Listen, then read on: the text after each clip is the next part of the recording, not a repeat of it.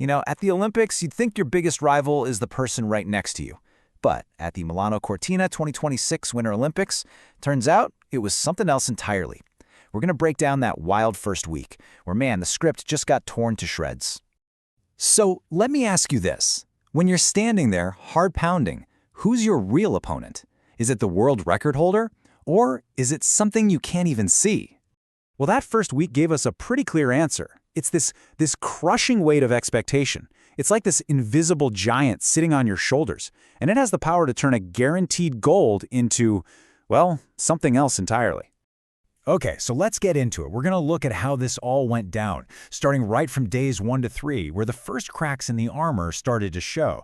And boy, did they show up early. I mean, literally, right out of the gate, day 1. We're all watching the women's ski jump, and pretty much everyone thought we already knew who was taking home the gold. It seemed like a total lock.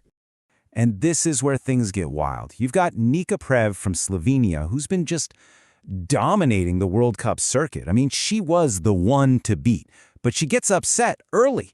The gold ends up going to Norway's Anna Odine Strom, and honestly, that was just the first sign that this week was going to be different. All right, so moving on to day 2. The narrative shifts to one of the most emotional, most talked about stories of the entire games. A true American legend making her return in the women's downhill. And we're talking, of course, about Lindsey Vonn. Her comeback was the story. Everyone wanted that fairy tale ending. But alpine skiing can be absolutely brutal. A dramatic crash just like that, and the dream is over. It's a stark reminder that on these courses, there is zero room for error. Okay, let's switch gears to day 3. We head over to the women's slopestyle, where, yet again, another massive global superstar was pretty much penciled in for the gold medal.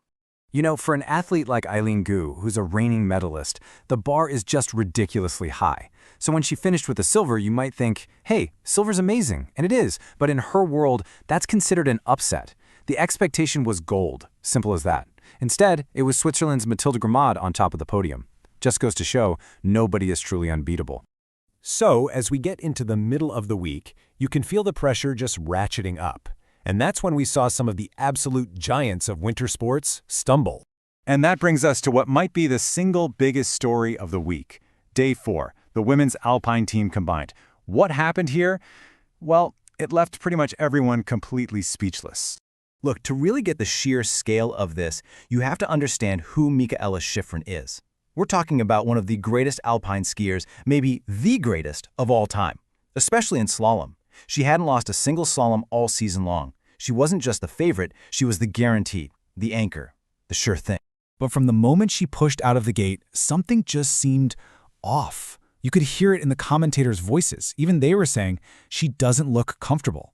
That perfect, silky smooth rhythm she's famous for, it wasn't there. And in the end, it all came down to this tiny, insane number, 0.06, 600ths of a second. I mean, that's literally faster than you can blink. And that almost impossibly small margin, that was the difference between a medal and nothing. Team USA finishes in 4th place, off the podium. It was just an absolutely jaw-dropping moment, and the ultimate proof that at the Olympics, there are no such things as guarantees. You'd think that's where the story ends, right? Nope. The very next day, the trend continued, this time over on the ice for the women's 1,000 meters speed skating. And this wasn't just one favorite missing the mark. You had 2 huge American contenders, Brittany Bowe and Erin Jackson. Both were expected to be right there in the mix for a medal. But in a race that's over in a flash, Bowe ends up in 4th, Jackson in 6th. Both off the podium. It just shows you how ridiculously deep the talent is. Okay, so we're heading into the final stretch of the week now, days 6 and 7. And if you think the drama was over, you are sorely mistaken. Because now, we head to the snowboard halfpipe. So, if Mikaela Shiffrin is the queen of the snowy mountainside, Chloe Kim is the absolute, undisputed empress of the halfpipe.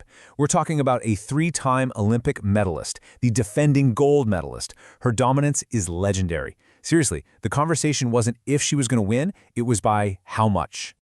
And then, the unthinkable happened. In a final that had everyone on the edge of their seats, a 17-year-old phenom from South Korea, Gon Choi, just threw down a spectacular, breathtaking run. And just like that, the unbeatable champion was, well, beaten. Chloe Kim walks away with the silver, a huge, huge upset, and maybe the moment we saw the torch being passed to a new generation.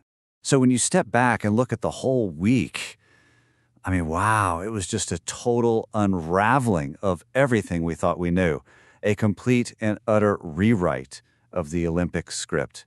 And this table here just lays it all out, plain and simple. Look at this pattern. Day 1, Prev. Day 4, Shiffrin. Day 6, Chloe Kim. One after another, the biggest names, the so-called sure things, just stumbled under that incredible, immense pressure to win gold. You know, when you think about it, maybe this is exactly why we watch. It's not always about seeing the same champions win over and over. It's for these moments. It's the shock, the surprise, the absolute thrill of the unknown. And it kind of leaves you with this one big question, right? What really defines a champion? Is it just the gold medals and the wins? Or is true greatness also measured by how they get back up after those stunning, heartbreaking moments of defeat? It's something to think about.